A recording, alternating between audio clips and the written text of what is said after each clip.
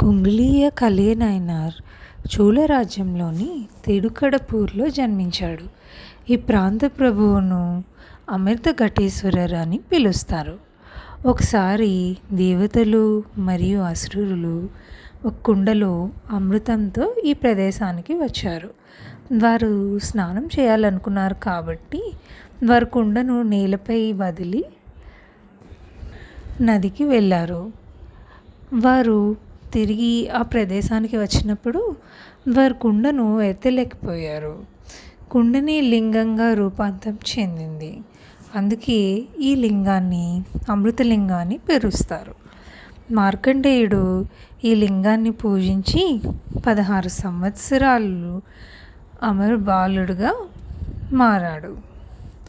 ఈ ప్రదేశంలోని దేవతను అభిరామి అమ్మన్ అని పిలుస్తారు.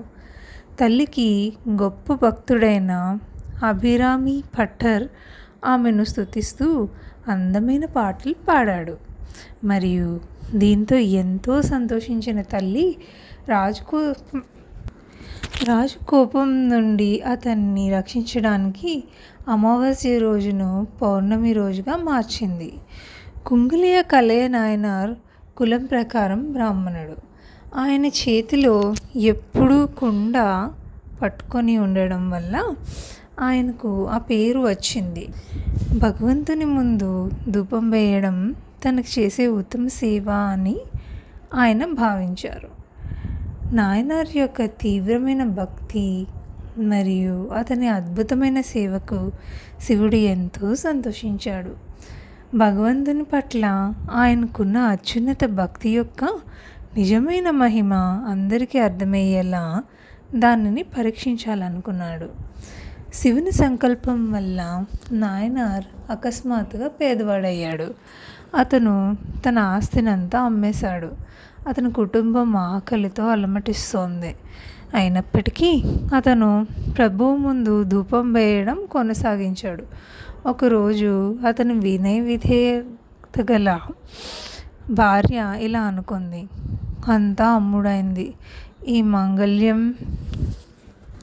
మాత్రమే మిగిలి ఉంది. నేను దాన్ని నా ప్రభువుకి ఇస్తాను. అలా చేయడం అశుభం అయినప్పటికీ అతను దాన్ని అమ్మి కొంత బియ్యం పొందనివ్వండి. దాంతో ఆకలితో చనిపోయే పిల్లలకు మనం ఆహారం పెట్టవచ్చు. ఆమె మాంగళ్యం తీసి తన భర్తకి ఇచ్చింది. అతను దాన్ని సంతోషంగా అందుకున్నాడు. అతను దాన్ని అమ్మడానికి మార్కెట్కి వెళ్తుండగా శివుడు స్వయంగా ఒక వ్యాపారి వేషంలో అతని ముందు కనిపించాడు మరియు అతని వద్ద చాలా మంచి ధూపం ఉందని చెప్పాడు. ధూపం అనే పదం వెంటనే నాయనార్ తన్ను మరియు లక్ష్యాన్ని మర్చిపోయేలా చేసింది. అతను త్వరగా మాంగళ్యం ధరకు ధూపం కొని ప్రభువు ముందు దాన్ని కాల్చడానికి ఆలయానికి వెళ్ళాడు. అతని భార్య అతను తిరిగి వచ్చే వరకు ఓపికగా ఎదురు చూస్తుంది మరియు రాత్రి అయిన తర్వాత కూడాను అతను కనిపించకపోవడంతో పిల్లల్ని పడుకోబెట్టి ప్రార్థన చేస్తూనే ఉంది. ఈ గొప్ప జంట వల్ల ప్రభువు ఎంతో సంతోషించాడు. విశ్వాసపాత్రమైన భార్య తన భర్త సేవ కోసం అత్యంత పవిత్రమైన ఆభరణాన్ని కూడా విడిచిపెట్టడానికి సిద్ధంగా ఉంది. కురల్ ఇలా చెప్తోంది, నిద్ర నుండి మేల్కొన్న తర్వాత తన భర్తను తప్ప మరే దేవుడిని పూజించని ఆమె ఆదేశం మేరకు వర్షం కురుస్తుంది. ఆ రాత్రి శివుడు ఆమె కల్లో కనిపించి ఆమెకు అన్ని సంపదలను అనుగ్రహించాడు. ఆమె నిద్ర నుండి మేల్కొని ఇంట్లో అన్ని రకాల సంపదలను చూసి ఆశ్చర్యపోయింది. ఆమె ఆయన మహిమలను పాడింది. వెంటనే ఆమె మంచి భోజనం సిద్ధం చేసి తన ప్రభు తిరిగి వచ్చే వరకు వేచింది. నాయనార్ భార్యను ఆశీర్వదించిన తర్వాత శివుడు ఆలయంలో నాయనార్ ముందు ప్రత్యక్షమై ఇలా అన్నాడు, ఓ గొప్ప ఆత్మ, నీ భక్తికి నేను చాలా సంతోషించాను. నీ వినయ విధేయత గల భార్య పాలు మరియు ఆహారంతో ఇంట్లో నీ కోసం ఆత్రంగా ఎదురు చూస్తుంది. దయచేసి నీ ఇంటికి వెళ్ళు అని. అప్పుడే నాయనార్ ఈ ప్రపంచం గురించి తెలుసుకున్నాడు. అతని ఇంటికి తిరిగి వచ్చి భగవంతుని దయ వల్ల అది స్వర్గంగా రూపాంతరం చెందిందని కనుగొన్నాడు. శివభక్తులు కూడా పెద్ద సంఖ్యలో ఇంట్లో గుమిగూడారు. వారందరూ భగవంతుని మహిమలను పాడారు. నాయనార్ తనకు భగవంతుడు ప్రసాదించిన సంపదను శివభక్తుల ఆస్తిగా భావించి వారికి సేవ చేశాడు.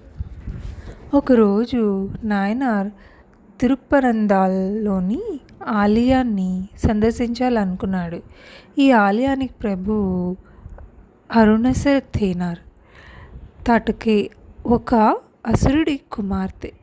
కొడుకు పుట్టడం కోసం ఆమె శివలింగాన్ని క్రమం తప్పకుండా పూజించింది.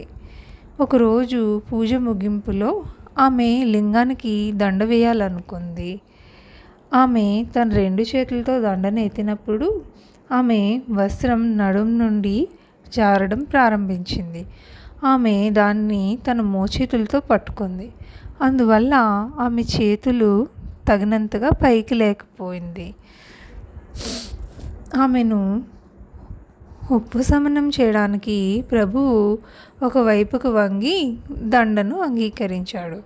చాలామంది లింగాన్ని నిటారుగా లాగడానికి ప్రయత్నించారు, కానీ అది సాధ్యం కాలేదు. ఆ ప్రాంత రాజు దాని గురించి కలత చెందాడని మరియు లింగాన్ని నిటారుగా చేయమని కోరుకున్నాడని నాయనార్ విన్నాడు. నాయనార్ రాజుకు సహాయం చేయాలనుకున్నాడు. అతను లింగాన్ని తన మెడకు తాడుతో కట్టి మెల్లగా లాగాడు. లింగం నిటారుగా మారింది. దేవతలు స్వర్గం నుండి పూల వర్షం కురిపించారు.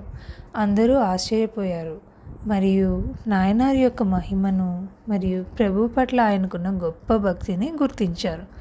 శివుని మరియు ఆయన భక్తుల సేవలో మరికొంత సమయం గడిపిన తర్వాత నాయనార్ ఆయన ధామానికి చేరుకున్నాడు.